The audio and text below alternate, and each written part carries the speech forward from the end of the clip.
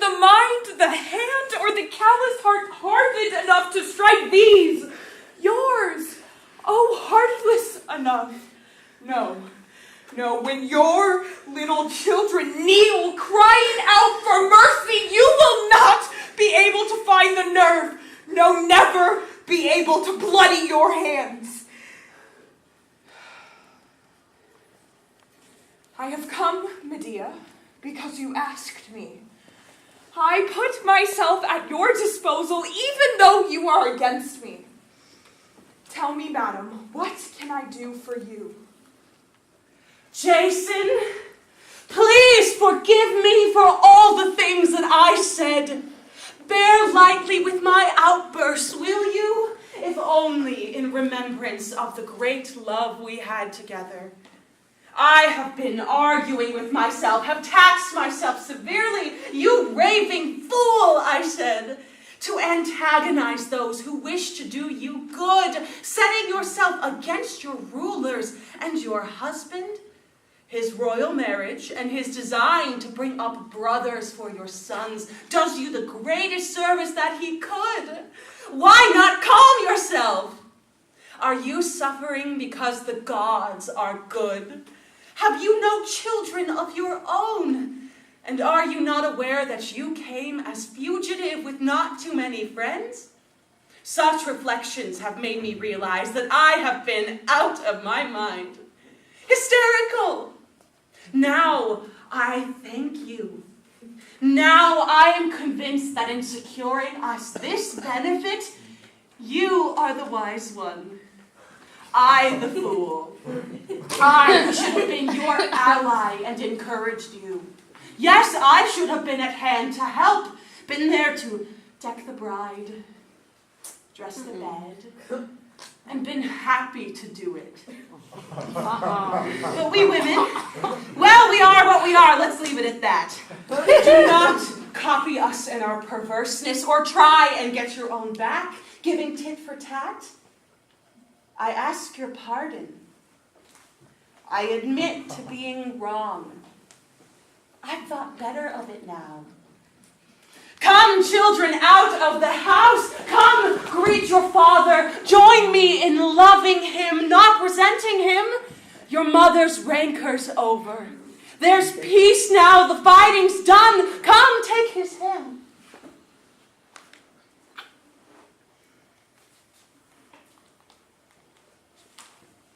Oh, God.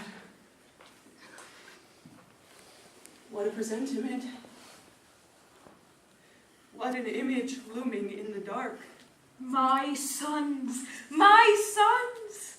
If only you could go on living, go on loving with your arms stretched out like that to me forever.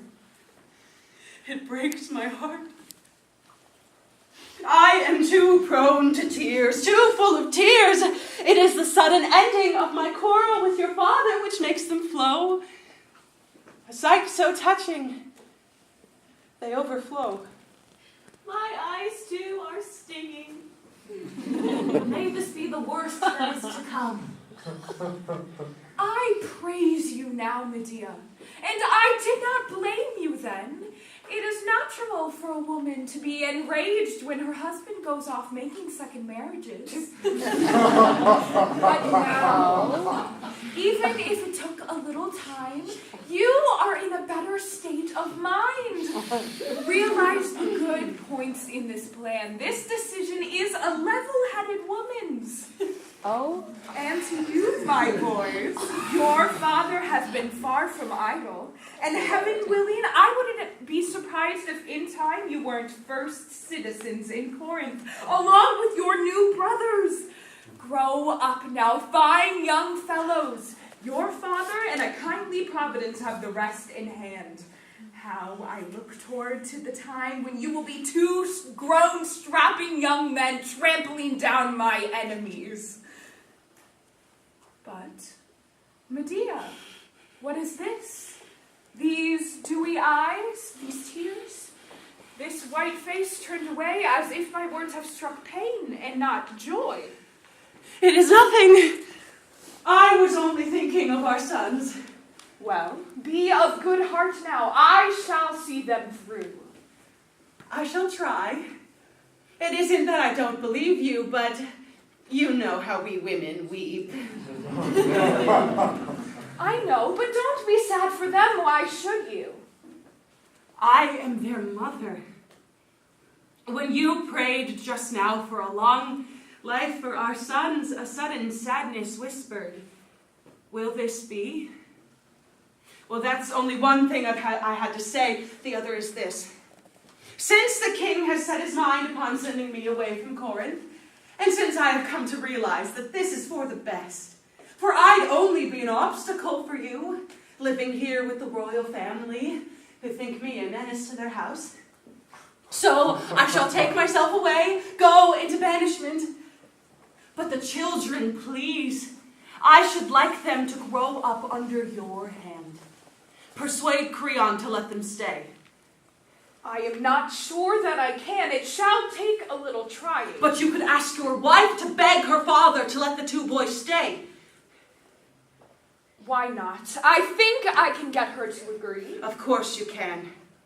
If she's the slightest bit like any woman, and here I can play a useful part, I shall send her a present with treasures more ravishing, believe me, than anything this age has ever seen.